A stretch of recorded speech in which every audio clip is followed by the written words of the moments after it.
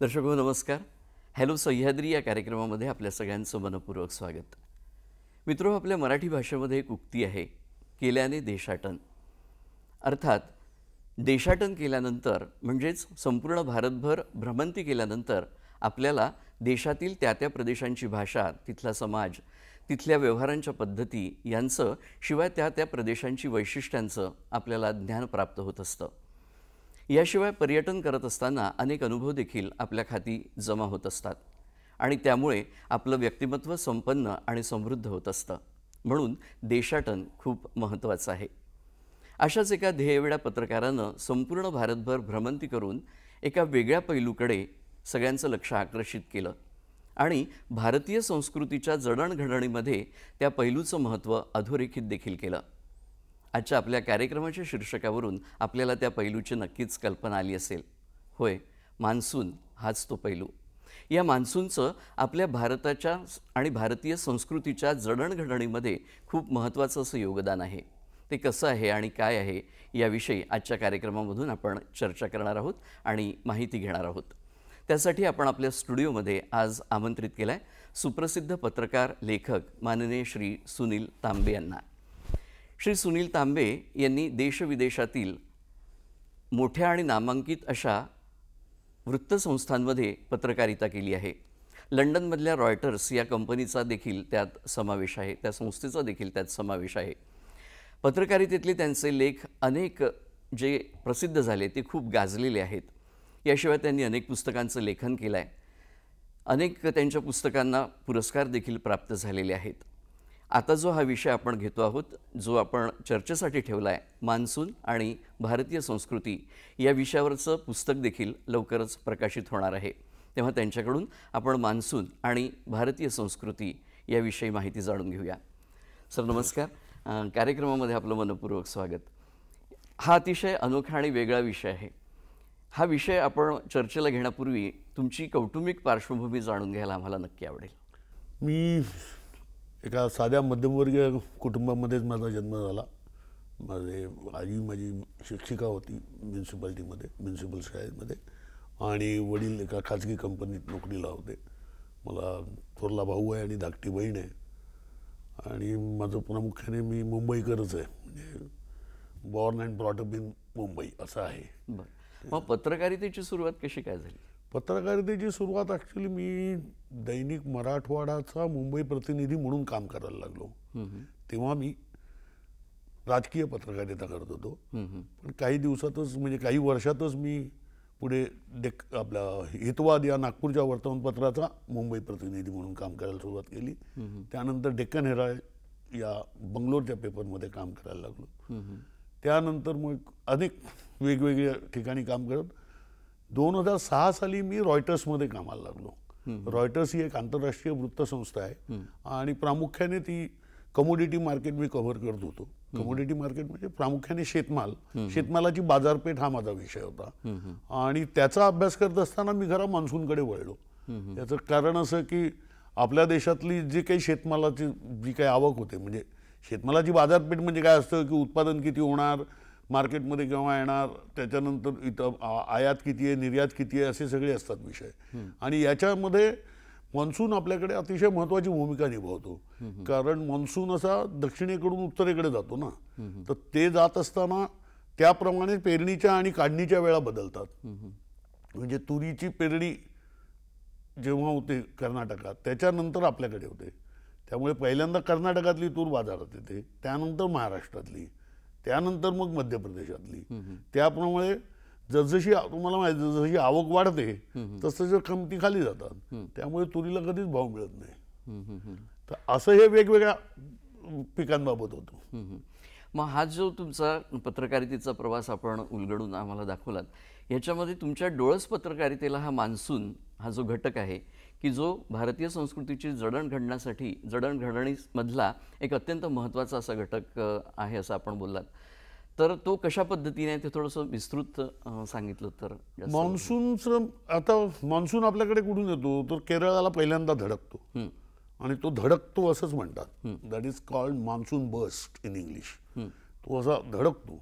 त्यानंतर तिकडनं तो डायरेक्ट जातो. तो म्हणजे केरळाला समजा 8 जूनला पाऊस झाला म्हणजे मान्सून आला तर 9 जून ते 10 जूनला तो याला जातो, आसाममध्ये जातो. याचं कारण असं की तो संपूर्ण तो बंगालचा उपसागर क्रॉस करून जातात ना ते वारे, तिकडे येतो आणि बंगालच्या उपसागरावरनं मग तो इकडे वळतो पश्चिमेकडे, म्हणजे गंगेच्या खोऱ्यामध्ये. त्यामुळे मान्सूनचं अशी गंमत आहे की मान्सून आपल्याकडे महाराष्ट्रामध्ये, पण नॉट इन नागपूर नाही, पण महाराष्ट्रामध्ये पश्चिम किनारपट्टीला मान्सून म्हणजे तो पश्चिमेकडनं येतो. केरळमध्ये दक्षिणेकडून येतो, आसाममध्ये दक्षिणेकडून येतो, बंगालमध्ये पूर्वेकडून येतो. अशी गमतीदार आहे. आणि असा कसंही असला जरी तरी पहिल्यांदा कुठेही बिहार असेल, महाराष्ट्र असेल, केरळ असेल, कुठेही पहिल्यांदा प्री मान्सून शॉवर्स असतात, ज्याला आपण वळवाचा पाऊस म्हणतो. तो पहिल्यांदा असतो. त्यावेळेला विजांचा कडकडाट, ढगांचा गडगडाट हा सगळा दिसतो. त्यानंतर मग पाऊस म्हणजे मान्सून सुरू होतो आणि मान्सूनचा पाऊस हा संथ लयीतला असतो. मान्सून जेव्हा सुरू होतो तेव्हा ढगांचा गडगडाट आणि विजांचा कडकडाट नसतो. आणि हा जो मान्सूनचा रिदम आहे हा तुम्हाला सगळीकडेच पाहायला मिळतो. म्हणजे मी धर्मशालाला हिमाचल प्रदेशात होतो, तिकडेही हाच क्रम आहे, केरळमध्ये पण हाच आहे, सगळीकडे आहे. आणि हा रिदम जो आहे ना मान्सूनचा हा आपल्याला मेघमल्हार रागात मिळतो.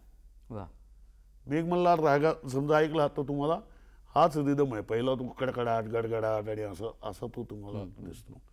हा जो रिदम आहे तो सगळीकडे सारखा आहे. मान्सूनचा आपल्या संस्कृतीवर कसा काय परिणाम होतो? आपण जो सूक्ष्म अभ्यास याचा केलेला आहे, एका वेगळ्या दृष्टीने आपण याच्याकडे बघता, तर काय तुम्हाला जाणवलं याच्यामध्ये? 2 गोष्टी आहेत. एक तर मान्सून आपल्याकडे 2 ते 4 महिने असतो. 4 महिने प्रामुख्याने दक्षिण भारतात म्हणजे महाराष्ट्र, कर्नाटक इकडे, केरळ इकडे, 2 महिने उत्तर भारतामध्ये. आणि तो एकमेव आपला पाण्याचा सोर्स आहे. दुसरी गोष्ट अशी की हा मान्सून होतो कशामुळे तर त्याची जी मी काही मान्सूनचा अभ्यास म्हणजे वेदर सिस्टीमचा अभ्यासक नाही आहे, परंतु आपल्याला असं माहिती आहे की खरीप वारे आणि रब्बी वारे. खरीप वारे म्हणजे नैऋत्य मान्सून, ते एप्रिलपासून व्हायला सुरुवात होते तेव्हा पाऊस येतो आणि त्यानंतर तो उलटा फिरतो ना मान्सून, त्याला आपण माघारी फिरतो, तर ते आहे नॉर्थ ईस्ट मान्सून. तर म्हणजे रब्बी हंगाम जो आपण म्हणतो त्याची सुरुवात ऑक्टोबरला होते. खरीप हंगामाची सुरुवात एप्रिलला होते, रब्बी हंगामाची सुरुवात ऑक्टोबरला होते. खरीप आणि रब्बी असे 2 शेतीचे हंगाम आपल्याकडे आहेत. असे 2 हंगाम असलेली शेती जगात फार कमी ठिकाणी आहे.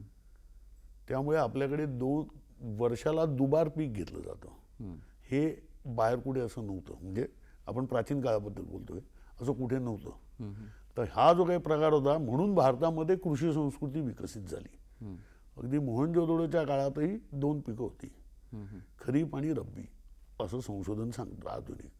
खरीप आणि रब्बी पिकं होती म्हणून तिकडे उत्पादन जास्त होत होतं. याचा अर्थ वरकड उत्पादन जास्त होत होतं. वरकड उत्पादन जास्त होत होतं म्हणून शहरं निर्माण झाली, नाही तर शहरं निर्माण झाली नसती. म्हणून शहरं निर्माण झाली आणि मग त्याप्रमाणे त्यांच्या देवता आणि हे सगळं तुम्ही बघितलं तर भारत एकमेव देश असा असेल की जिकडे प्रत्येक राज्यामध्ये जवळपास 2 नववर्ष असतात, एक खरीपचं एक रब्बीचं. म्हणजे खरीपचं नववर्ष म्हटलं तर दिवाळी आपली, आणि आपल्याकडचं रब्बीचं नववर्ष म्हणजे गुढीपाडवा. आता गुढीपाडवा फक्त महाराष्ट्राचा नाही, कर्नाटक, आंध्र आणि तेलंगणा या 3-4-5 राज्यांमध्ये गुढीपाडवा मानवला जातो. तोच ते मग पुढे बैसाखी असते इकडे, आणखीन कुठे काही. तर हे जे हंगामाचे दिवस आहेत ना कापणीचे, ते त्यामुळे तिथून आपण नवीन वर्ष म्हणतो. 2 नवीन वर्ष असलेला एकमेव देश भारतच असेल. सगळीकडे तुम्हाला एकच नवीन वर्ष दिसेल, भारतात 2 नवीन वर्ष असतात. ही गंमत आहे. ही शेतीशी भोवती सगळं जुळलेलं आहे. कारण त्याच्यातलं असं होतं की आपण म्हणजे आता हा जो नॉर्थ ईस्ट मान्सून जो आहे, म्हणजे परतीचा मान्सून जो आहे, तोच आंध्र आणि तामिळनाडूमध्ये त्याचा पाऊस पडतो. त्यामुळे तिकडचं नवीन वर्ष असतं 14 जानेवारी. कारण तिकडचा पावसाळा जो तामिळनाडूतला आणि आंध्रचा पावसाळा आहे हा ऑक्टोबर टू डिसेंबर आहे. पोंगल तिकडची ही येतात ती. पोंगल म्हणजेच उकळी आलेला भात म्हणजे पोंगल. तर त्याची ती खीर बनवायची गूळ टाकून, भाताची खीर, त्याला पोंगल. त्याला उकळी फुटली की पोरं पोंगळ पोंगळ म्हणून ओरडायची. तो पोंगळ. म्हणजे तो देखील नवीन वर्षाची सुरुवात, नवीन हंगामाची सुरुवात म्हणून मनवला जातो. तो तमिळ नवीन वर्षच म्हटलं जातं. मग ही जी मार्केटिंगची व्यवस्था होती, तुम्ही तुमच्या बोलण्यातून तो मगाशी उल्लेख आला, ही नेमकी कशी सुरुवात झाली ती? मग त्याच्यामधले काय बदल आपल्याला दिसून येतात? कुठून आणि कशी ती सुरुवात झाली? आपल्याकडे साधारणपणे हे जे चक्र आहे ना, त्यामुळे मान्सूनमुळे तुम्ही बघाल तर मान्सूनमुळे प्रत्येक ठिकाणचं पीक पद्धती म्हणजे क्रॉपिंग पॅटर्न निश्चित होतो. त्याशिवाय क्रॉप्स निश्चित होतात, कोणती पिकं ते निश्चित होतं. त्यामुळे म्हणजे मान्सूनमुळे एक हायड्रोलॉजिकल सायकल ज्याला असं म्हणतो ती निश्चित होते. हायड्रोलॉजिकल सायकल निश्चित होते, त्यामुळे क्रॉपिंग पॅटर्न, क्रॉप्स म्हणजे पिकं कोणती कशी घ्यायची ते निश्चित होतं. म्हणजे आपल्याकडे आता तुम्ही विदर्भात असेल तर तुम्ही खरीपामध्ये सोयाबीन, कापूस आणि ही तूर ही पिकं घेता, आणि रब्बीमध्ये अर्थातच आपण हरभरा वगैरे अशी पिकं घेतो. ही जी क्रॉपिंग सायकल आहे, क्रॉपिंग पॅटर्न जो आहे, हा मान्सूनमुळे निश्चित होतो. आणि हा प्राचीन काळापासून होतोय. म्हणजे अगदी मोहनजोदडोची किंवा सिंधू संस्कृतीची साक्ष काढली तर त्या संस्कृतीमध्ये चणा आणि गहू याला महत्त्व होतं. आजही बघा ना, आजही तिकडचा चणा पंजाबमध्ये किंवा तिकडे सगळीकडे चण्याला खूप महत्त्व आहे. आणि आपल्याकडे डाळी होत्या इकडच्या, बाकीच्या डाळी, तूर डाळी इकडची आहे. तर अशा प्रकारे मार्केटिंगचं म्हणजे याच्यामध्ये असं असतं की खरीपामध्ये डाळी नाही आहे, खरीपामध्ये अन्नधान्य जास्त आहे. गहू असे, गहू नाही पण तांदूळ, त्यानंतर ज्वारी, बाजरी ही सगळी खरीपाची पिकं होती. आणि याच्यामध्ये डाळी असतात, मूग, तूर, उडद. तूर याच्यामध्ये असते पण इथे उडद वगैरे हे त्यावेळेला असतात. तर हे जे कॉम्बिनेशन झालेलं आहे आपलं, त्याप्रमाणे आता मार्केटिंगचं म्हणायचं झालं तर असं असतं की म्हणजे मी आता डाळींबद्दल बोलायचं झालं, तूर डाळ आपण घेऊया एक उदाहरण म्हणून. तर तूर डाळ ही असं पीक आहे की जे काश्मीरपासून कन्याकुमारीपर्यंत कुठेही होतं, असं काय नाही, ते इकडेच होतं. पण जेव्हा आपण मार्केट म्हणतो तेव्हा मार्केटेबल सरप्लस म्हणजे ज्याला असं म्हणतो वरकड उत्पादन कुठे विकण्या इतकं, पोटापुरतं कुठेही असेल, विकण्या इतकं कुठे, तर ते आपल्याला पहिल्यांदा कर्नाटकात दिसतं, त्यानंतर महाराष्ट्र, त्यानंतर मध्य प्रदेश, गुजरात, उत्तर प्रदेश, काही प्रमाणात राजस्थान, काही प्रमाणात बिहार, हे सगळीकडेच होते. पण पहिल्यांदा तूर कोणती येते मार्केटमध्ये तर कर्नाटकाची. बघा मान्सून असा वरती जातो ना, तो कर्नाटकाची पहिल्यांदा येते. कर्नाटकाची तूर आली की 10 ते 15 दिवसात महाराष्ट्रामध्ये लातूरची तूर येते. लातूरची तूर आल्यानंतर एका आठवड्याभरात अकोल्याची तूर येते. आता जसजशी आवक वाढत जाते तशा किमती खाली जात जातात. आणि बाय द टाईम असं पुढे वरती जाईपर्यंत म्हणजे इकडे जाता तुम्ही मध्य प्रदेश वगैरे किंवा बिहारपर्यंत, तेव्हा इकडे आंध्र आणि इकडनं रब्बीच्या डाळी यायला सुरुवात होते. त्यामुळे डाळींचा हा नेहमीच खाली जातो आपल्याकडे किमती. म्हणून डाळीचा शेतकरी हा कधीच समाधानी नसतो. त्याच्या जमिनीला पाणी आलं की तो एक तो ऊस लावतो किंवा तांदूळ लावतो, असं तो चेंज करतो. कारण त्याला त्याच्यातनं फार उत्पादन मिळत नसतं, उत्पन्न मिळत नसतं उत्पादन असलं तरी. आता हा डाळी हा प्रकार आहे ना, हा अख्ख्या जगात फक्त आपल्याकडेच आहे. आपण जी डाळ एक्सपोर्ट करतो ती सुद्धा भारतीय लोकच खातात, बाकी कोणी खात नाहीत डाळी. कारण प्रोटीनची गरज त्यामधून भागते. त्यामुळे आपल्या देशामध्ये प्रोटीनची गरज भागवण्यासाठी डाळ हा एक महत्त्वाचा घटक आहे.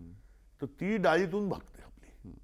त्यामुळे म्हणजे मान्सून हा असा उत्पादनांच्या विक्रीतून मिळणारं उत्पन्न, खाद्य संस्कृती निर्माण करणं ह्याच्याशी देखील तो महत्त्वाचा असा घटक आहे असं आपल्याला म्हणता येऊ शकतं. आणखीन खूप मनोरंजक माहिती तुमच्याकडून आपण जाणून घेऊया, पण कार्यक्रमात वेळ झालेली आहे एक छोट्याशा विश्रांतीची. दर्शक हो, कार्यक्रमात घेतो एक छोटीशी विश्रांती.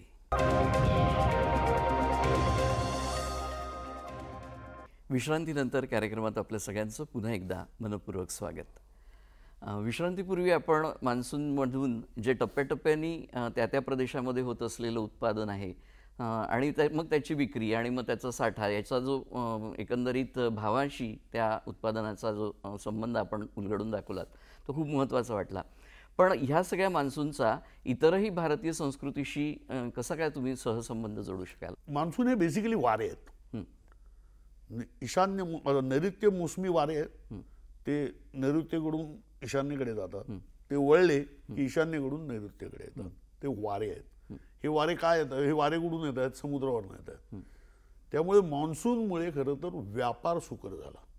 अख्खा भारतीय उपखंडच नाही तर आफ्रिकेचं म्हणजे जो आपण हिंद महासागर म्हणतो तो हिंद महासागर आफ्रिकेच्या पूर्व किनाऱ्यापासून ते इंडोनेशियापर्यंत आहे आणि खालती ऑस्ट्रेलिया किंवा दक्षिण ध्रुवापर्यंत आहे. हा सगळा हिंद महासागर आहे. हिंद महासागर हा एकमेव जगातला महासागर आहे जो उत्तरेला लँडलॉक्ड आहे.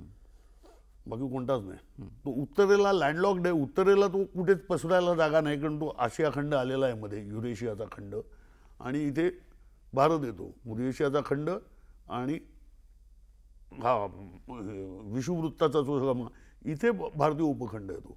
त्यामुळे इकडे मान्सून आहे, हे लक्षात घेतलं पाहिजे. ह्या मान्सूनच्या वाऱ्यामुळे वेगाने व्यापार होऊ शकला कारण शिळाची जहाजं होती. शिळाची जहाजं असताना साधारणपणे ती एप्रिलमधनं तिकडनं निघाली आफ्रिकेच्या किनाऱ्यावरनं किंवा याच्यावरनं इराण वगैरे इकडनं की ती इकडे जूनपर्यंत पोचायची. इकडनं मग परत जायचं असतं तेव्हा त्यांना हा पाऊस लागायचा ना, ईशान्य मान्सून.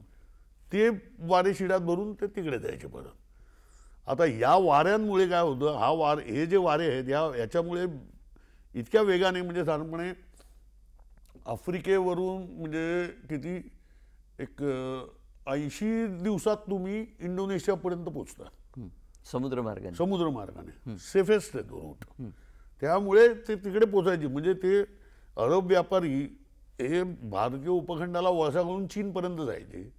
चीनमधनं येताना ईशान्य मान्सूनचे वारे भरून यायचं. असा जो काही सगळा प्रवास होता त्यामुळे व्यापाराला प्रचंड चालना मिळाली. व्यापाराला चालना मिळाली म्हणजे काय होतं की व्यापारामुळे वेगवेगळ्या वस्तूंचीच देवाणघेवाण नसते तर भाषा, धर्म, संस्कृती सगळ्याचीच देवाणघेवाण होते. आणि मग त्यामुळे आता ऐकायला गमत वाटेल परंतु केरळचे मसाल्याचे पदार्थ उदाहरणार्थ, केरळच्या मसाल्याच्या पदार्थांना जगात मागणी होती, आहे अजूनही आहे, पण ते त्यावेळेला तो मोठा प्रेशियस समजलं जायचं मसाल्याचे पदार्थ. आता हे जे मसाल्याचे पदार्थ केरळचे आहेत तो व्यापार जो होता तो अरबांच्या ताब्यात होता. बरं. त्यामुळे अरब जेव्हा आले तेव्हा केरळच्या हिंदू राजा, आता व्यापार म्हटल्यानंतर त्याच्यामध्ये तंटेबखेडे येतातच. आम्हाला क्रेडिट दिलं होतं म्हणजे कर्ज दिलं होतं, ॲडव्हान्स दिला होता, काय दिलं होतं, मालाची डिलिव्हरी, मालाचा ती वेळेवरती मिळाली की नाही, जेवढा इतक्या टनाचे पैसे दिले होते तितका टन मिळाला की नाही, त्याचा दर्जा काय होता, हे सगळे वादाचे विषय असतात. ते सोडवायला काहीतरी पाहिजे ना.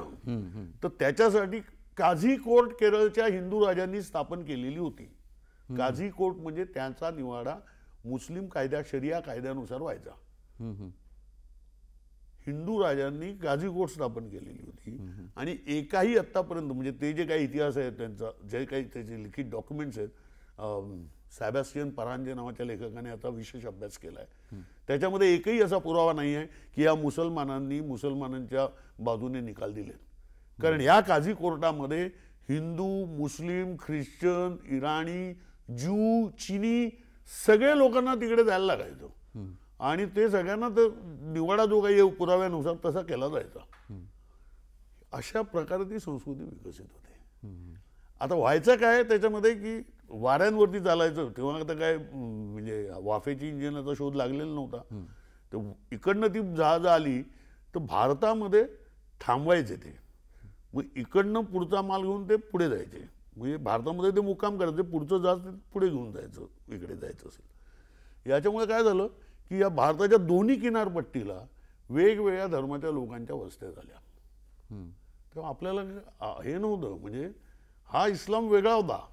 हा इस्लाम म्हणजे अगदी सोमनाथ पासून ते पार तुम्ही इकडे गेलात कन्याकुमारीपर्यंत किंवा इकडनं पुढे ओडिसापर्यंत सगळीकडे तुम्हाला वेगवेगळ्या कॉस्मोपॉलिटन कल्चर आपल्याला दिसतं त्यावेळेचं. की तिकडे वेगवेगळी मंदिरं, सिनेगॉग होत्या. आता काय मशीद म्हणजे ना ते जूनच्या प्रार्थना स्थळालाही आपल्याकडे मशीदच म्हणतात.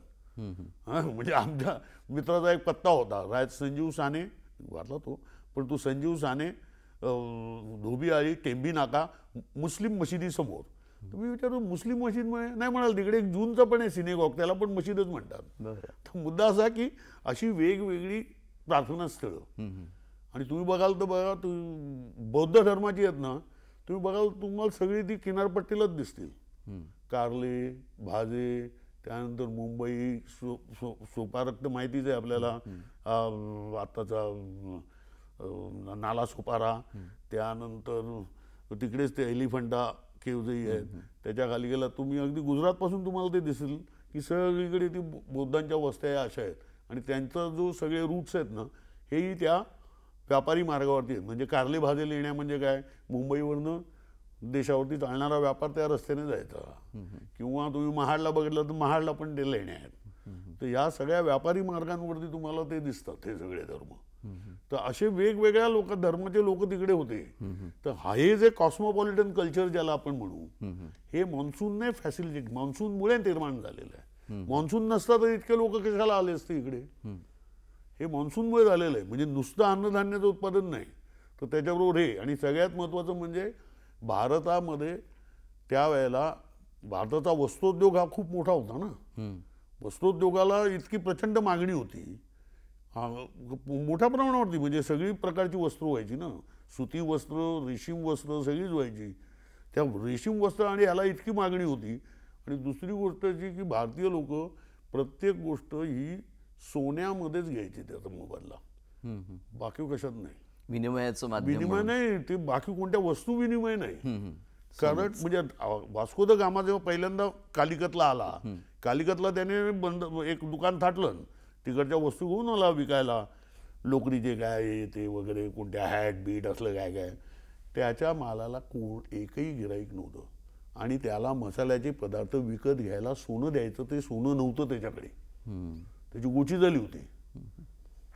म्हणजे आपल्याकडनं तो नेट सगळा हा म्हणजे आपण ज्याला आपण असं म्हणू पक्का माल निर्यात आपण करत होतो. पक्क्या मालाची निर्यात आपण करत असल्यामुळे आपल्याकडे प्रचंड संपत्ती होती. आणि ती तुम्हाला हा बघितला तिकडचा केरळचं पद्मनाभा मंदिर जर का बघितलं, पद्मनाभा मंदिराचा कुठचा तो खजिना आत्ताच उघडला 21व्या शतकात. तो काहीतरी $10 अब्ज आहे ते, एवढं सोनं नाणं. हे कुठून आलं? हे व्यापारात आलं. तसंही केरळ या भागामधल्या लोकांच्या अंगावर देखील सोनं भरपूर प्रमाणामध्ये दिसतं. कदाचित ते परंपरेने त्यांचा जो व्यापार होता मसाल्याच्या पदार्थांचा किंवा विनिमय म्हणून त्यांनी फक्त सोनं जे स्वीकारलं होतं त्याच्यामुळे कदाचित तो असू शकेल. संपूर्ण दक्षिण भारतात, तमिळनाडू पण, तमिळनाडू, केरळ, आंध्र इथे सोन्याचं प्रचंड सगळ्याधिक सोन्याची मोठी खरेदी विक्री भारतामध्ये ही दक्षिण भारतात आहे. उत्तर भारतात फार कमी आहे. कारण ह्यांना ती सवयच लागली होती सगळं सोन्यामध्येच घ्यायची. हां सर, खूप मनोरंजक आणि खूप माहिती अशी तुम्ही देतात की ज्याच्यामुळे भारतीय संस्कृतीचा एक अनोखा पैलू आमच्या पुढे येतो आहे. आणखी आपण जाणून घेऊया, पण कार्यक्रमात आता थांबावं लागेल थोडंसं, कारण कार्यक्रमात वेळ झाली आहे विश्रांतीची. दर्शक हो, आपण कुठेही जाऊ नका, आम्ही लगेचच परतत आहोत. कार्यक्रमात घेतो आहोत एक छोटीशी विश्रांती. मराठी साहित्यावर आधारित कार्यक्रम वाचू आनंदे, पृथ्वी तलावर कारवारी, हापिसात इंग्लिश आणि देवळातल्या भजन कीर्तन पुराणाची भाषा तेवढी मराठी असंच वाटायचं. बघावी झणत्कारिते काय वीणा, शिवस्पर्श होताच तो सुंदर. हे चल काहीतरीच काय गाढव काही बोलते, रडेन कशाला. झोप येत नव्हती म्हणून चालवत होतो इतकंच. रण गगन सदन सम अमरा आणि ललना मना नच अघलव शंका अणुहिते सहिते करा. तुला आमची आठवण यायची, तुमची, तुझी यायची, आईची पण. कन्याकुमारीचं एक प्रवास वर्णन काटछाट आणि छपाईतल्या काही माझ्या मते अक्षम्य चुका करून छापण्याव्यतिरिक्त यातलं काहीही कोणी छापलं नाही. वाचू आनंदे सोमवार आणि मंगळवार रात्री 8:30 पुनःप्रसारण बुधवार आणि गुरुवार रात्री 10 वाजता फक्त आपल्या सह्याद्री वाहिनीवर. मराठी विज्ञान परिषद प्रस्तुत विज्ञानम जनहिताय. जीवन नामक अजब रसायन गुणी तसेच महान जलग्रहाच्या जीवसृष्टीला अनमोल असे वरदान. शुक्र तारा आहे की ग्रह आहे? फोडणी देण्याआधी कढई का विसळून घ्यायची? AI म्हणजे काय? Artificial intelligence. नवलकथा ह्या नसती साऱ्या सहज शुद्ध हे ज्ञान. आम्ही दोघेही गाडीत असलो तरी आम्ही दोघेही गाडी न चालवता गाडी आपोआप जाणार म्हणे. तर्क सुसंगत विचारसरणी म्हणजे वैज्ञानिक दृष्टिकोन. अजब जगातील सत्य कथा या रोमांचक विज्ञान. विज्ञानम जनहिताय.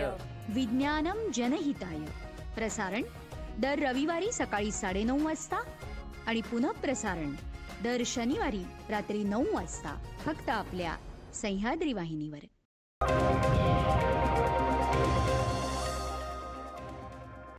हॅलो सह्याद्री या कार्यक्रमामध्ये विश्रांतीनंतर आपल्या सगळ्यांचं पुन्हा एकदा मनपूर्वक स्वागत. आजच्या कार्यक्रमात आपण मान्सून आणि भारतीय संस्कृती या विषयावर चर्चा करत आहोत आणि या चर्चेमध्ये सहभागी होण्यासाठी तज्ज्ञ म्हणून स्टुडिओमध्ये माझ्या समवेत उपस्थित आहेत श्रीयुत सुनील तांबे. विश्रांतीपूर्वी आपण केरळ या भागाचा कसा विकास होत गेला केवळ मान्सूनमुळे आणि तिथल्या व्यापार पद्धतीमुळे, कारण व्यापार हा मान्सूनच्या वाऱ्यांवर अवलंबून होता असं आपण सांगितलं. तसंच भारताच्या इतर भागातली जी संस्कृती विकसित झाली त्याच्या जडणघडणीमध्ये मान्सूनचं आपल्याला काय योगदान दिसून येतं? एक मी तर म्हटलं मान्सून म्हणजे एक लक्षात घ्या, आजचा पाकिस्तान, आजचा भारत, आजचा श्रीलंका, आजचा बांगलादेश, आजचा नेपाळ असा मिळून तो भारतीय उपखंड आहे आणि तो मान्सूनचा प्रदेश आहे. त्यामुळे केवळ इकडेच नाही, सगळीकडे गंगेमधलं जवळपास 80 ते 90% पाणी हे मान्सूनचं आहे. बरं, ग्लेशियरचं कमी आहे त्याच्यात, ग्लेशियर्सवरती नाही आहे ते पाणी, ते मान्सूनचं आहे. एवढं प्रचंड प्रमाणात मान्सूनचा परिणाम होतो. आता ही जी आपण म्हटलं सिंधू संस्कृती म्हटलं ती जी आहे सिंधूची, ती सगळी संस्कृती याच्यावरतीच उभी राहिली मान्सूनच्याच पाण्यावरती. ते इथे खालती तुम्ही आलात राजस्थान, आता तो ड्राय तेव्हाही होता ड्राय भाग, तो काय आजच कोरडा आहे असं नाही, राजस्थान तेव्हाही कोरडाच होता. तर राजस्थानामध्ये पण लक्षात घ्या, तो जो व्यापारी मार्ग जो आहे तो राजस्थानातून जातो इकडे जोडणारा, सेंट्रल एशियाला जोडणारा. त्या व्यापारी मार्गावरती एक शहर आहे, ते आहे जेसलमेर. जेसलमेर शहर साधारणपणे 550 वर्ष जुनं आहे. जेसलमेर शहर हे थरच्या वाळवंटात आहे. तिकडे वाळवंटात ते तिकडे जेव्हा शहर बांधायचं ठरवलं असेल तिकडच्या लोकांनी, तेव्हा त्यांनी अर्थातच तिकडच्या लोकसंख्येचा विचार केला, त्यांच्या पाण्याचा विचार केला, त्यांच्या काहीतरी केला असणारच ना, असं कसं काय शहर बांधतील ते. तर तिकडे जो घडीसर लेक त्यांनी बांधला आहे, त्या घडीसर लेकला राजस्थानात पाऊस किती म्हणजे थरच्या वाळवंटात तर पाऊस आणखीनच कमी पडतो, 400-300 वगैरेच मिलीमीटर पडत असेल. परंतु ते बरोबर त्याचं जे पाणलोट क्षेत्र आहे ते एवढं मोठं आहे की तो घडीसर लेक भरतो आणि मग घडीसर लेक भरल्यानंतर तेवढं पाणी त्या जेसलमेर शहराला पुरेल. आणि त्याप्रमाणे त्यांची संस्कृती आहे पाणी वाचवण्याची वगैरे वगैरे. त्या सगळ्या आपल्यासारखे काही तिकडे स्विमिंग पूल कोण करत नाही आहे, तेव्हा काय शॉवर्स नव्हते, नळाचं पाणी नव्हतं, त्यामुळे पाणी सगळे जपूनच वापरायचे असं होतं. तर त्याच्यावरती ते अख्खं शहर उभं राहिलं. आता तिकडे बाजूला वाळवंट आहे, त्यामुळे तिकडच्या लोकांना खायला तर काही नाहीच मिळणार ना. त्यांनी व्यापारातनं आलेल्या पैशातनं, म्हणजे काय तर मेवाड आणि मारवाड असे 2 भाग आहेत ना राजस्थानचे. मध्ये आरवली पर्वत आहे, या बाजूला मारवाड आहे, त्या बाजूला मेवाड आहे. म्हणजे या बाजूच्या लोकांनी धान्याचं उत्पादन करायचं, तर मारवाडच्या लोकांनी पशुपालन करायचं आणि मग जी ॲनिमल प्रॉडक्ट्स आहे, कातडी, अमुक टमुक, लोकर, याव ट्याव, ती त्यांना देऊन इकडनं त्यांच्याकडनं धान्य धुन्य घ्यायचं. अशा प्रकारची ही जी याला म्हणतात एक देवाण परस्परावलंबी संस्कृती. आणि ही तुम्हाला अनेक ठिकाणी दिसेल भारतात. म्हणजे साधं सोपं उदाहरण म्हणजे कोल्हापूरचं घ्या. कोल्हापूरमध्ये लोक मटण खाणारे भयंकर शौकीन आहेत. इथे मटणाचा रतीबही अनेक ठिकाणी लावलेला असतो. रोज सकाळी दुधाचा रती बसतो तसा मटणाचा रती बसतो. कोल्हापुरात कोण बकरे पाळतं का? कोल्हापुरात सगळेजण ऊस लावतील. बकरे कशाला पाळाल ती? तो खर्च जास्त ना. म्हणजे मला जास्त पैसे कशातनं मिळतात? ऊसातनं. बकरी पालन कसं करेन तिकडे? मग कोल्हापुरात एवढं बकरे कोण खातात?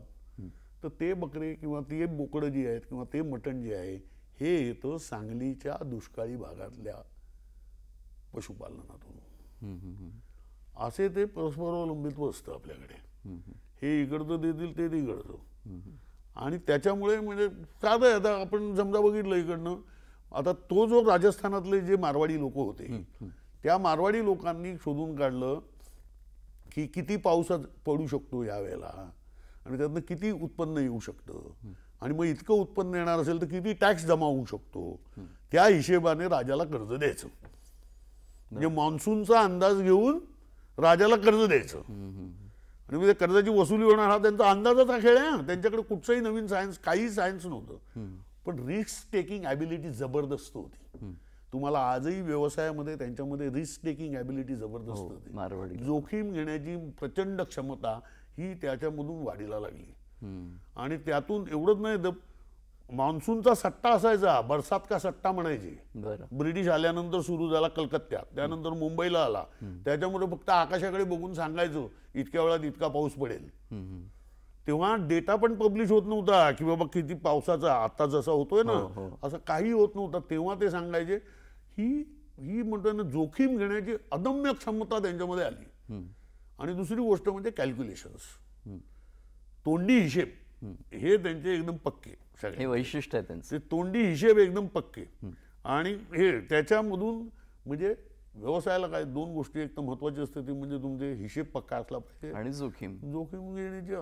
याच्यामधून तुम्हाला दिसतं नंतर मुघल काळामध्ये मारवाडी सगळ्या भारतामध्ये पसरले. विशेषतः मुघल जिकडे जिकडे गेले ना तिकडे तिकडे मारवाडी गेले.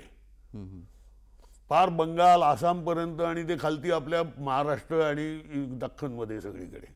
आधी नव्हते ना मारवाडी इकडे. आता तुम्ही विदर्भाचं उदाहरण घ्या. विदर्भात सगळे मारवाडी कुठून आले? कापसाच्या व्यापारातून आले. जोखीम प्रचंड यायला लागते. न्यूयॉर्क कॉटनला सट्टा लावायचे ना. ती जी आहे जोखीम घेण्याची अदम्य क्षमता आणि ती तुम्हाला आजही मारवाडी लोकांमध्ये दिसते. असे आपल्याकडे वेगवेगळे लोक असे ट्रेन झालेत त्याच्यामध्ये. तो तुझी जी ही आहे ना प्रगती ती तशी होते किंवा संस्कृतीची विकसित होते ना ती तशी होते. त्यामुळे मारवाड्यांमध्ये कशाला महत्व असतं? मारवाड्यांमध्ये ताम झामला एवढं महत्व नसतं. शो ऑफला एवढं आता देत असतील. पूर्वीच्या काळी असं नव्हतं. शो ऑफला जास्त महत्व नव्हतं. जास्त महत्व कशाला द्यायचं? दागिने घेतात पण दागिने ही इन्व्हेस्टमेंट असते मारवाड्यांसाठी. ती आपल्यासारखी शो ऑफची गोष्ट नसते. ते बायकोला वगैरे दागिने करतील पण ते काय उद्या गरज लागली तर ते विकून आपल्याला भांडवल उभं करता येईल असं. हा जो प्रकार आहे ना हा त्यांच्यामध्ये आहे. ही अशा प्रकारे मान्सून असा एक एक हे करत गेला. हा मान्सूनचा एक व्यापारी दृष्टिकोनातून केलेला विचार आहे आणि ही व्यापारी संस्कृती कशी उदयाला आली याच्यावर आपण प्रकाश टाकला. याशिवाय आपल्या देशांमध्ये जे अनेक वेगवेगळ्या भागांमधले असलेले सण आहेत, परंपरा आहेत, वेगवेगळ्या प्रकारच्या प्रार्थना पद्धती आहेत, देवळं आहेत, याचा देखील मान्सूनच्या समशी संबंध आपण अभ्यासला आहे का? हा म्हणजे आता देवळं आता आपल्याकडे खूप नंतर अलीकडच्या काळात झाली आहेत. प्राचीन काळात तर देवळं नव्हती. महाभारत रामायणामध्ये एकाही देवळाचा उल्लेख नाही आहे. कुठेच देऊळ नाही. महाभारत रामायणावर कुठे देऊळ आहेत? त्याच्यात सणही नाही आहेत कोणते. असं दिसतंय का या सणाला गेले होते कुठे राम लक्ष्मण सीता कुठे गेलेत? नाही. यज्ञ करायचे लोक असं आहे. सण नाही आहेत, देवळं नाही आहेत. देवळं ही खूप नंतर आली आणि तीही माझ्या अंदाजाने म्हणजे बरंचसं ते यांचं आहे ते स्तूपावरनं झाली ती तयार. आणि आता मुद्दा त्यातला असा आहे संस्कृतीच्या बाबतीमध्ये पुनर्जन्म आपण म्हणतो ना. भारतामधले सगळे धर्म पुनर्जन्म मानणारे आहेत. काय आपण ज्याला हिंदू म्हणा काही म्हणा, बौद्ध, जैन, त्यानंतर शीख, चारी धर्म हे पुन्हा का विश्वास ठेवतात? मान्सून. तुम्ही समजा हे बघितलं असेल मान्सूनच्या आधीचा प्रदेश सगळे एकदम वैराण दिसत असतं. मान्सून आल्यानंतर लगेच सृष्टीला म्हणजे तुम्हाला घरातही दिसतं ना किती वेगवेगळे प्राणी येतात. काय त्या गांडुळं दिसायला लागतात, त्यानंतर गोगलगाई येतात, बेडूक येतात, एकदम नाहीसे होतात. हा पुनर्जन्म वाटतो. मी खरोखर तुम्ही जर का आपण आता शहरात राहतोय म्हणून कळत नाही आपल्याला. तुम्ही गावात राहत असाल तर एकदम पाऊस सुरू झाल्यानंतर एकदम त्या बेडकांचं हे सुरू झाले, कुठे आले बेडूक? कालपर्यंत नव्हते, आज रात्री कुठे ओरडायला लागले एकदम. हा जो आहे ना, तर ती जी पुनर्जन्माची कल्पना आहे ना, ही म्हणून भारतात आहे, इतर कुठे नाही अशी. सर, मला तुम्हाला थोडं थांबावं लागणार आहे, कारण खूप महत्त्वाचा विषय आपण घेतो आहोत. पण या विश्रांतीनंतर आपण याची चर्चा करूया. दर्शक हो, कार्यक्रमात आम्ही घेतो आहोत एक छोटीशी विश्रांती.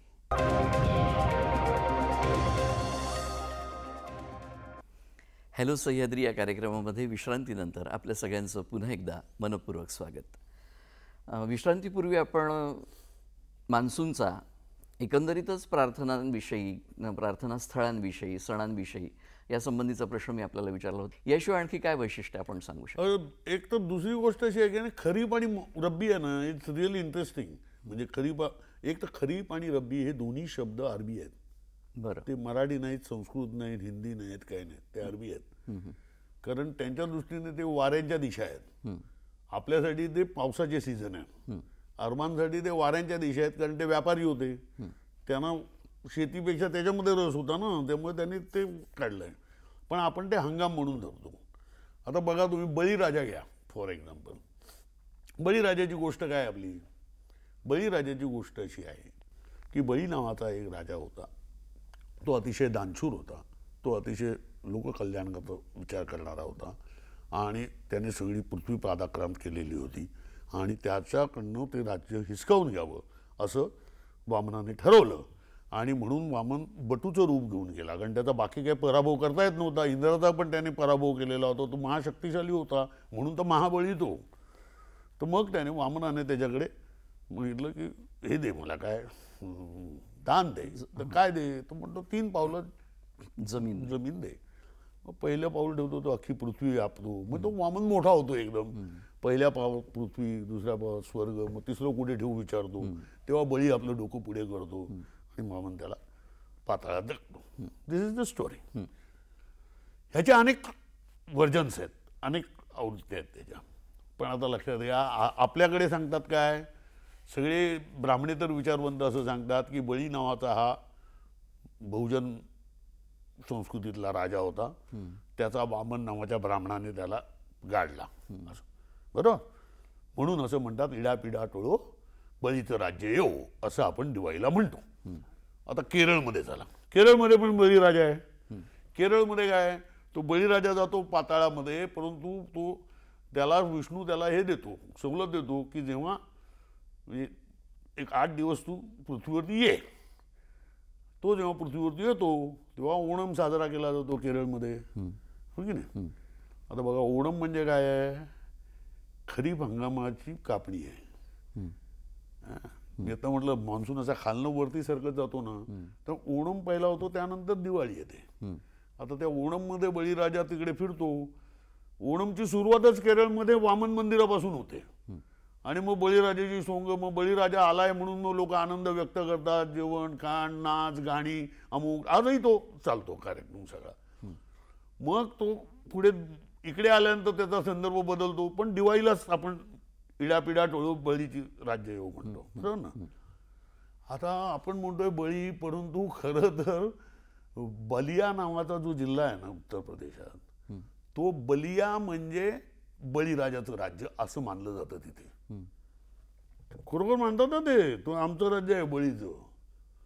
आणि तो बलिया जिल्हा आहे, तो त्यावेळेच्या जनकाच्या ह्याला खेटूनच आहे, मिथिला नगरीला. तो बिहार आणि उत्तर प्रदेश आहे ना, तो त्याला खेटूनच आहे. आता दुसरं तुम्ही राजस्थानात गेला तर तिकडे एक नदी आहे, तर तिकडे मी गेलो होतो, त्यांनी सांगितलं इकडनं बळीराजा गेला पाताळात. आता बघा, बळीराजा म्हणजे केवळ इकडे असं नाही आहे, तो आपल्याला बिहारमध्ये आहे, तो उत्तर प्रदेशात आहे, हिमाचल प्रदेशात दिवाळी बळीराजाचीच म्हणून साजरी केली जाते. त्याला तिकडे बलराज म्हणतात.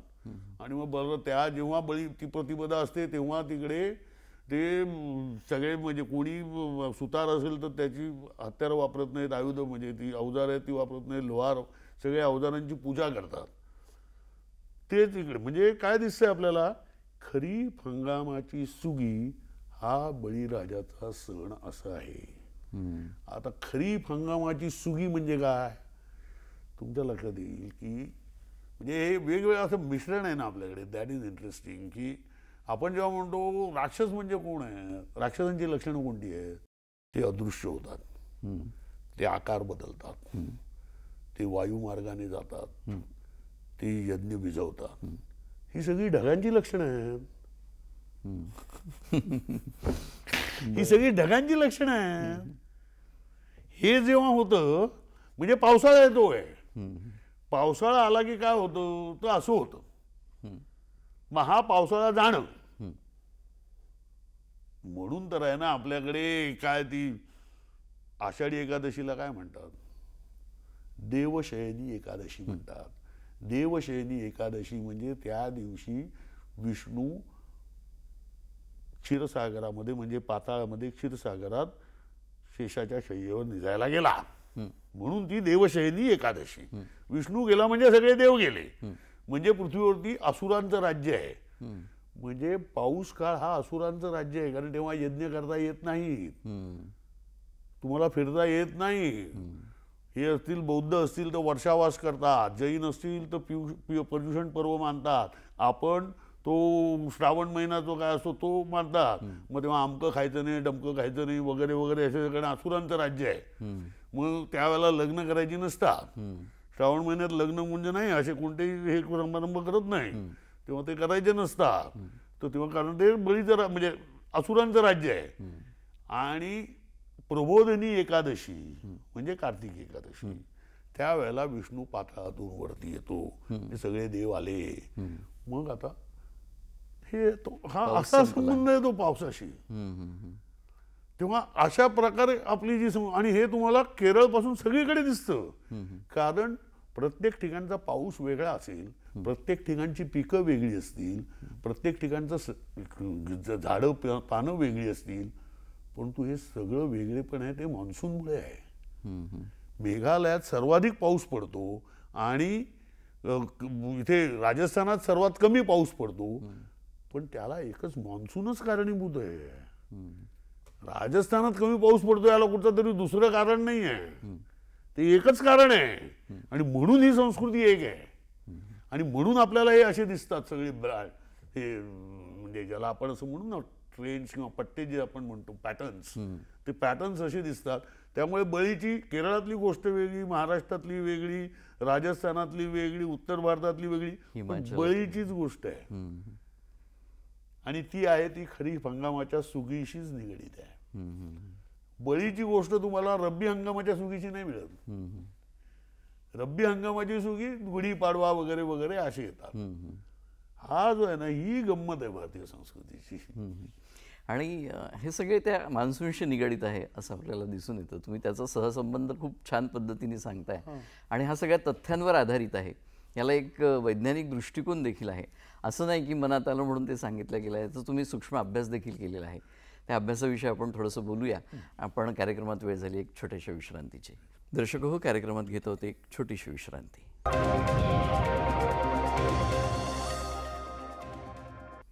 विश्रांतीनंतर कार्यक्रमामध्ये मनपूर्वक स्वागत.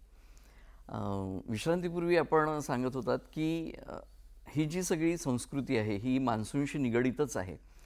आणि तुम्ही बळीराजाचं आणि एकंदरीत बऱ्याच उदाहरणं देखील तुम्ही तुमच्या बोलण्यातनं दिले. पण ह्या सगळ्याला वैज्ञानिक किंवा असा तथ्यांच्यावर असा असलेला काही पुरावा आहे का, किंवा आपण त्याच्यासाठी जे अथक प्रयत्न केले आहे त्याच्यासाठी भारत पिंजून काढला आहे आणि अतिशय सूक्ष्मतेने आपण याचा अभ्यास केलेला आहे, तर हे कशाच्या आधारावर आपण सांगू शकतो? एक म्हणजे जो IMD जे आहे भारतीय हवामानशास्त्र विभाग यांनी पुस्तकं जी पब्लिश केलेली आहेत ती आपण वाचली तर आपल्याला मान्सून या वेदर सिस्टीमची किंवा मान्सून या हवामान प्रणालीची माहिती मिळते. आणि भारतीय हवामानशास्त्र विभागाने अतिशय सुगम भाषेमध्ये अनेक पुस्तकं लिहिलेली. अनेक मला विशेषतः हे जे भारतीय हवामानशास्त्र विभागाचे माजी महासंचालक डॉक्टर रंजन केळकर यांच्याशी मी ज्या चर्चा केल्या आणि त्यांची जी पुस्तकं मी वाचली त्याचा मला खूप फायदा झाला. हे सगळं एकदम मान्सूनचं हे निश्चित करायला, त्याचा प्रवास कसा होतो, काय होतो, मग त्यानुसार मग पुढच्या गोष्टी येतात. म्हणजे उदाहरण द्यायचं झालं तर भारतीय हवामानशास्त्र विभागाने भारताचे 36 उपविभाग केलेले आहेत. 36 ते कशावरती आहेत तर कुठे किती पाऊस पडतो आणि तिकडची भौगोलिक रचना काय आहे यानुसार. म्हणजे उदाहरण द्यायचं झालं महाराष्ट्राचं तर आपण भारतीय हवामान वृत्त ऐकतो ना, त्याच्यामध्ये तुम्ही ऐकता ना महाराष्ट्राचं हवामान वृत्त असेल तर ते काय सांगतात, गोवा आणि कोकण हा एक उपविभाग आहे. त्यानंतर मध्य महाराष्ट्र म्हणजे नाशिकपासून सोलापूरपर्यंत, त्यानंतर मराठवाडा आणि विदर्भ, हे 4 उपविभाग आहेत. या 4 उपविभागांनी मिळून महाराष्ट्र नावाचं राज्य बनतं. हे IMDचं सगळं वाचल्यानंतर कळतं. आता या 4 उपविभागांमधले सण कोणते ते त्याप्रमाणे सण रचायचे. सिंपल आहे. सण कोणते तसे महाराष्ट्रात भारताचे 36 उपविभाग आहेत. 36 उपविभागातले सण ठेवा वेगवेगळे आणि त्याचं मान्सूनशी असलेलं कोरिलेशन फक्त दाखवायचं. सिंपल. तिकडची पिकं काढा, तिकडचं मार्केट बघा, असे एका माग बोल एक लावत तिथल्या परंपरा हे त्याच्याबरोबर येतात ना, समजुती वगैरे काय आहेत त्या त्याच्याबरोबर येतात. मग त्याप्रमाणे दुसरं व्यापारी, मी म्हटलं व्यापाराचं पण आहे. आता याच्यामध्ये बऱ्याच लोकांनी म्हणजे एक तर IMD आहेच, IMDचं मोठंच काम आहे. त्याशिवाय इतर जी संस्कृतीच्या संबंधात आता असं कोणी ठोसपणे मांडलेलं नाही आहे. त्यामुळे मला अनेकांचा आधार घ्यायला लागला. म्हणजे उदाहरण घ्यायचं मगाशी मी म्हटलं सेबॅस्टियन परांजेचं पुस्तक आहे, त्यानंतर अशी अनेकांनी वेगवेगळ्या विषयांवरती पुस्तकं लिहिले. पण सगळ्यात महत्त्वाची मला 2, एक म्हणजे पीपल्स हिस्ट्री ऑफ इंडिया म्हणून इरफान हबीब यांनी एक मोठा प्रकल्प हाती घेतला आहे, त्याच्यातले काही पुस्तकं पब्लिश केली आहेत, त्याच्या आधारे खूप मला मटेरियल मिळालं. दुसरं सुनील अमृतचं पुस्तक आहे हिंदी महासागरातल्या व्यापारावरती. अशी अनेकांची पुस्तकं आहेत, ती वाचली. त्यानंतर इरफान हबीब आहे आणि हे बाबरनामा पण वाचला. बाबरनामामध्ये पण त्याचे खूप संदर्भ येतात. तर अशी जी पुस्तकं वाचली आणि त्याच्या ज्या नोट्स काढल्या, आणि मी नोट्स काढत असताना असे केलं, हे इकडनं आलं, हे असं असं बघा रचत जायचं. तर ते मग बरोबर त्याचा छडा लागतो आपल्याला. आणि ह्या सगळ्या जडणघडणीमध्ये मान्सून हा एक अत्यंत प्रमुख आणि महत्त्वाचा घटक आहे असं तुमच्या एकंदरीत पत्रकारितेतून आणि ह्या सगळ्या संशोधनच मी म्हणेन ते, जरी ते शास्त्रीय शोध पत्रकारिता हा भाग जरा वेगळा असला तरी पण पत्रकारितेतलं हे एक संशोधनच आहे असं आपल्याला म्हणता येऊ शकेल. तर ह्याच्यासाठी जो आपण एवढा अभ्यास केला, ही आजकाल खूप दुर्मिळ अशी गोष्ट झाली आहे. पत्रकारिता खूप सवंग झालेली आहे किंवा खूप उथळ झाली आहे असं म्हणण्यात येतं. तर या पत्रकारितेच्या क्षेत्रामध्ये आपण जे समर्पण केलं आणि त्या पत्रकारितेच्या माध्यमातून हा सगळा सहसंबंध भारतीय संस्कृतीचा आणि मान्सूनचा हा जो आपण एक वेगळा अनोखा पैलू लोकांसमोर आणला आहे, ह्या पार्श्वभूमीवर आजच्या तरुण अशा पत्रकारितेमध्ये येऊ इच्छिणाऱ्या पत्रकारांना तुम्ही काय संदेश द्याल या कार्यक्रमाच्या निमित्ताने? एक पहिली गोष्ट अशी की आत्ताची पत्रकारिता कमालीची आव्हानात्मक आहे. कारण आता पूर्वी असं होतं म्हणजे आमच्या काळात की वर्तमानपत्र किंवा टेलिव्हिजन जो काही असेल त्याच्यामार्फतच लोकांना बातम्या कळायच्या. आता तसं राहिलेलं नाही. आता प्रत्येकजण बातमीदार झालेला आहे. एव्हरीबडी हॅज ट्विटर, फेसबुक, कोणी काही बातमी सांगू शकतो, मत व्यक्त करू शकतो. ही सगळी ज्याला असं म्हणतात ना, social media has become a great equaliser. Twitter असल्यामुळे आता बातमी द्यायचं म्हणजे उदाहरण घ्यायचो ना की आता टेलिव्हिजन आपला क्रिकेटची मॅच आहे, काय रिपोर्टिंग करणार क्रीडा पत्रकार? तो सगळे कॅमेरे लावलेले असतात, लोक बघतायत, आता हा रिपोर्टिंग काय करणार त्याच्याबरोबर?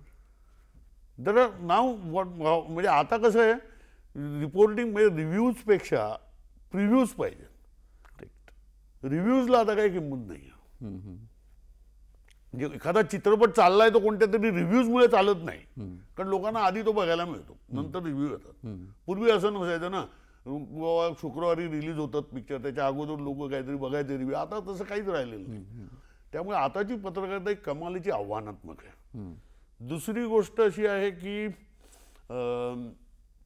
आव्हानात्मक असली तरी अनेक जण अशी दिसतात मला, म्हणजे जयदीप हर्डीकरने आता एक पुस्तक लिहिलं आहे रामराव नावाच्या एका दुष्काळाच्या, अशा अनेक जण पुस्तकांचे फॉर्मॅट शोधायला लागले की त्याच्यामध्ये जाऊन काय करता येईल का.